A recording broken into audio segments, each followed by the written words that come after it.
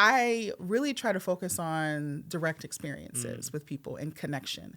And it's something that is relatively unique in the environmental space. A lot of times it's very top down, where you have environmental scientists and architects and micro and orgasms. Orgasms. Did I say orgasms? Organisms. You can also call it an orgasm. Yeah. Hi, I'm Josh Owen. As the owner of a video marketing company in New Orleans, I've been on the quest to learn everything I can about marketing. Everyone has a different style, different strategy, and a different experience. Is there a wrong way to do it? A right way to do it? Let's find out together as we make marketing make sense. Here we are again on Make Marketing Make Sense. I'm here with the lovely Jessica Dandridge, who runs the Water Collaborative. Hey, how's it going? Doing fantastic. Tell me about this wonderful water collaborative that you have going on. Okay, so the Water Collaborative is a 501c3 nonprofit, and we focus on helping communities live and thrive with water. That's a lot of different things, but specifically that's around water management. So I tell people that just means flood management in a different way than the way we've been thinking about it, and also water justice. So water affordability, water quality, and water accessibility. And we do that through the lens of policy and education. So, wow. Yeah. This wonderful world of water we live in, you're taking care of it. We're trying. Yeah. Well, you're doing a good job. I feel like you're getting there, So, yeah, it's a lot. It's a lot of work in Louisiana, but it's fulfilling. Yeah. So, nice. I love that. Well, tell me, I know you've been the executive director for some time now, but I mean, this nonprofit's been around for a little while, but I feel like, from my perspective, it's definitely taken on a whole new transformation, with you at the helm. Kind of like how, what have you learned about how to connect and, educate people about climate change, through this experience? Yeah, well, the Water Collaborative has been around since 2013, right? And when they first started, it was really about just educating people about the benefits of green infrastructure and water management, living with your environment, living as the indigenous people did, which is very, very important. But I took it to the next level. And my experience working in New Orleans for almost 20 years in community organizing has really fueled a lot of that. When we talk about climate education, we talk about it completely incorrectly. It's not the right way we should be talking about climate change. Connecting with people through their memories, connecting with people through their communities and their neighborhood perspectives is key to what we do, but also innovating, not using jargon and heavy language to deter people and to make them feel isolated, but to call them in. So a lot of our work centers around collaborating with communities and bringing them in. It focuses on community autonomy and self-determination. Yeah. But mainly it's around really using green infrastructure and water management as a tool for social, economic, and physical liberation, which is a lot of big words. Right. But we want to see water justice and environmental justice as tools for completely reshaping our worlds to benefit people and not systems. That was a lot. I hope I didn't do that. Oh, no. As always, you're always, throwing out a lot of great things. I mean, I think you really have it honed in with what you're talking about, and you really keyed in on the specific core issues that you're trying to attack. I think a lot of times people don't always galvanize towards these issues. How do you get people to galvanize to, support these different things, especially we're talking water, it's people are kind of we hear all the time about the stories about the sewage and water board. What gets people? I try to avoid any conversation about sewage and water board because it always directly goes to anger and frustration and trauma. But I have to talk about them. So it's part of my job. Yeah. I was I should get paid by sewage and water board at this point because I'm PR for them. Yeah. But I really try to focus on direct experiences with people and connection. And it's something that is relatively unique in the environmental space. A lot of times it's very top down, where you have environmental scientists and architects and micro and orgasms. Orgasms. Did I say orgasms? Organisms. You can also call it an orgasm. Yeah, I mean, organisms and microbiology. That could be something else too. Yeah. But thinking about all of those things, it's just something that people don't connect with. But I'm someone who's not a scientist, right? My degree is in sociology and policy work. I started really focused on urban communities and living through Katrina and my family living through Hurricane Betsy and Hurricane Camille really helped me understand what it feels like to be a real Louisianian and to really live through these experiences. So when I talk to people, I'm connecting with them on a much deeper level. In fact, for example, yesterday I did a talk about what I do in some of the programs. And this young woman who was in the front audience, she just started crying because she Wow. said no one's ever connected with me about the trauma that I've experienced and made it relatable and feel like it's something I can manage. For far too long, residents of Louisiana have had to manage it without really processing and grappling with that pain. And so before we start talking about policy, before we start talking about action steps, Right. we first have to grapple with that. And I think that's what is unique about our approach at the Water Collaborative. We're talking about trauma-informed policy making, which is very different. We're not telling people go out and create policy and top down and politicians. No, first we have to talk to each other in connection. And when you do that, despite what side of the aisle you're on, you can get so much more done because you're listening and you're listening with empathy versus listening for ego or power or control. Right. I mean, that's a good point. I mean, a lot of people, I mean, like, I'm really curious, like, how do you, like, get into that relatability? I mean, so many people come at it from a place of frustration, a place of anger. Like, what do you do to really relate to a lot of these people that you feel like a lot of other people in the nonprofit space aren't doing? Yeah, I think I lead with empathy, and I think listening, and I even tell it to my staff, practicing that is really key. And I took a King in Nonviolence course in Selma, Alabama, and I learned about Dr. King's philosophy. And I don't necessarily agree with everything. I think there's a lot of philosophies that you could take from Fred Hampton and Malcolm X. But one of the things that I really loved about Martin Luther King's perspective is that your words and your actions can be violent. And we know that, but we don't think about them on a micro scale. So when you lead with that, but also completely erasing that ego, right? My role as a director of this organization isn't to tell people how to live, tell people what to do. And there's so many nonprofits across the world that have a lot of power and ego dynamics in how they think the world should look. And that's not to say, yeah, we want a utopian, perfect version of our world. But we don't necessarily have the right to tell people what that looks like. Right. And so when you see the conversations in media today, the frustration is, why does this group or this person get to tell me what my future should look like? That goes back to that autonomy.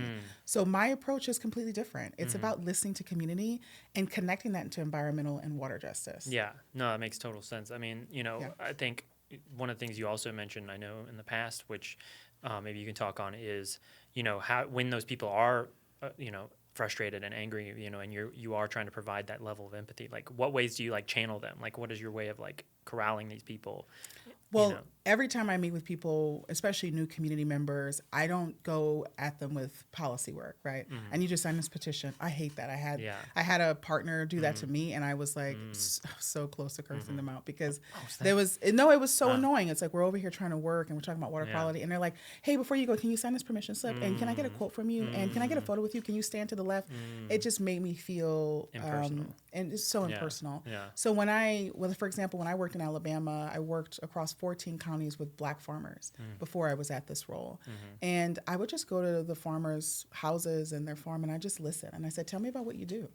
What do you make here? Is it, is it catfish? Is it sugarcane? Is it rice? Is it potatoes? Is it okra? And I just learned about their lives, and I would just sit in their living room and just listen. And I would go to church with them, and church in rural Alabama, sometimes it's a day's work. Good old rural Alabama. Shout out to rural Alabama. I love Alabama. I worked from Tuscaloosa all the way down to Washington County, from Selma all the way to Greene County, and I loved it. But what ended up happening is there was trust that was built. There was understanding that was built on both sides, right? They heard me and I could hear them. We spend too much time trying to convince instead of listening. And it requires patience. And I think part of the reason why we struggle in all of our spaces is because we lack patience. We want people to hear us immediately.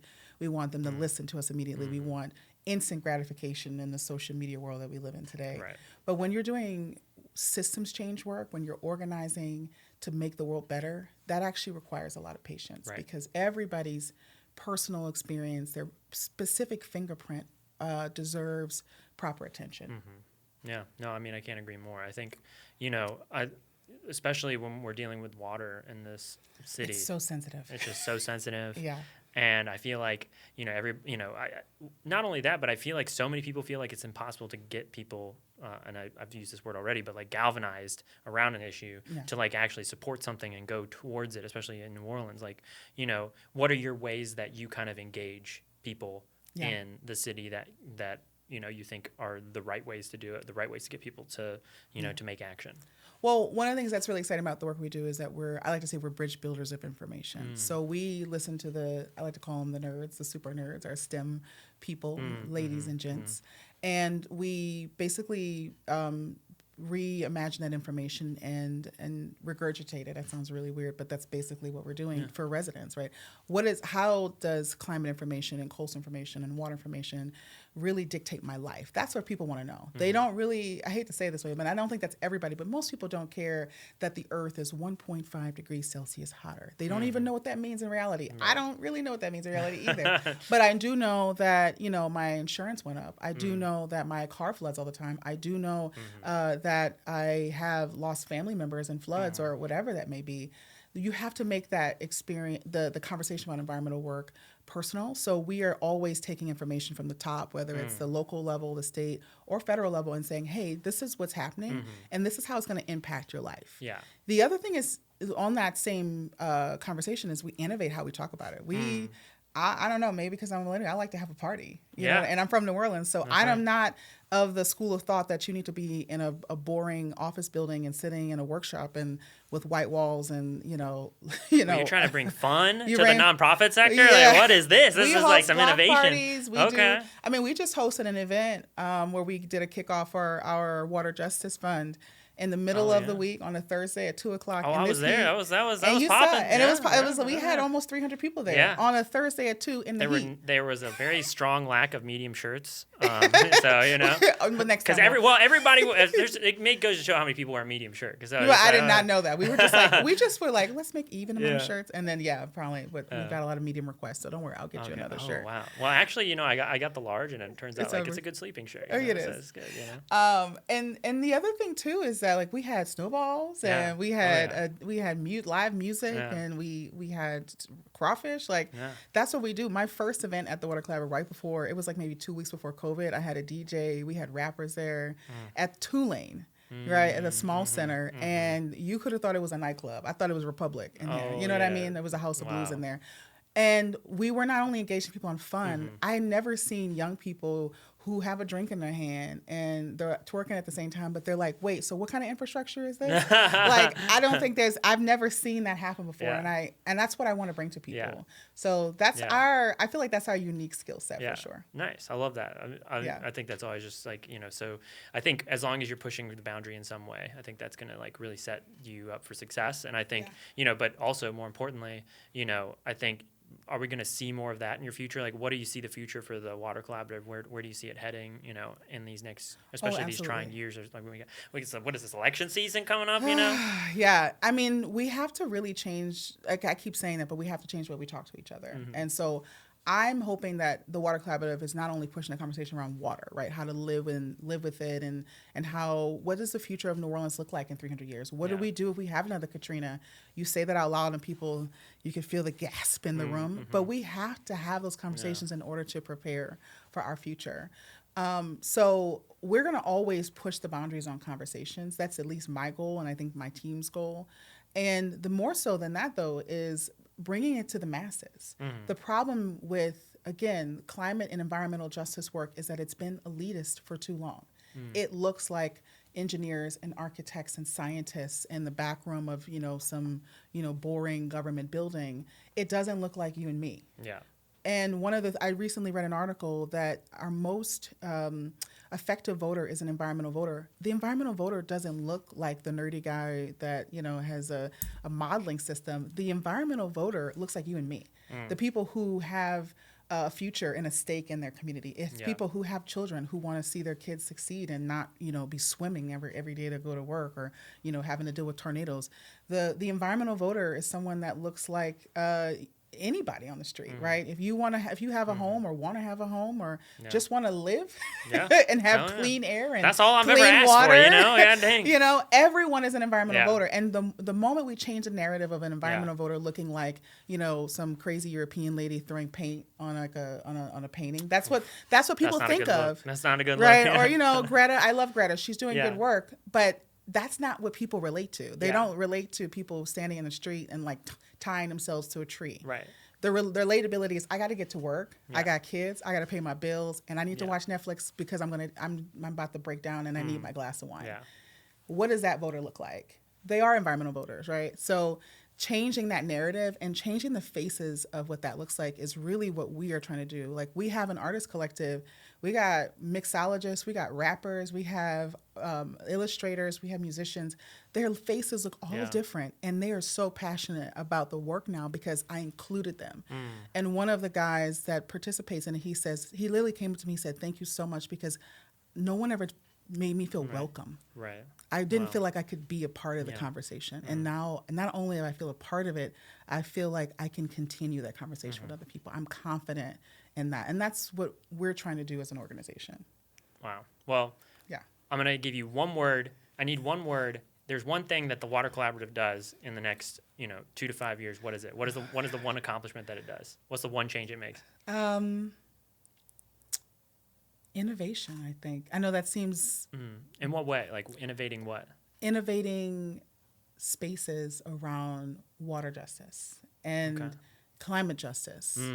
The spaces need to look different. It's not just... The information's there. There's the data's there. The reason why we're not moving is because the spaces look the same. The spaces look male. The spaces look white. The spaces look like Harvard and Yale and Princeton. They don't look like community colleges or blue-collar workers. They don't look like, any, a shrimper. Yeah. I would trust a shrimper in Louisiana more than any, excellent student from Princeton on climate in Louisiana. That's what we're trying to do, is innovate the way those spaces look and how we communicate in them. Well, you heard it here first, folks. There's going to be some shrimpers in the government real soon, so be looking out for your fellow shrimper and get them up in that government building right now. That would be more fun at the very minimum. Awesome. Well, thank you so much for joining us on this podcast journey, Jessica. Where can we find you on social channels? Yeah, so we're on Instagram at NOLA Water, Facebook, The Water Collaborative. And then you can always go to our website at nolawater.org. And we're always around, and we hope that you engage with us. Engage with them. Thanks for joining us, everybody. We'll see you on the next one. This has been Make Marketing Make Sense, brought to you by Comfystone. If you need video content for social media, your website, or email marketing, hit up Comfystone at comfystone.com and follow Comfystone on Instagram and TikTok. Thanks for watching, and we'll see you on the next one.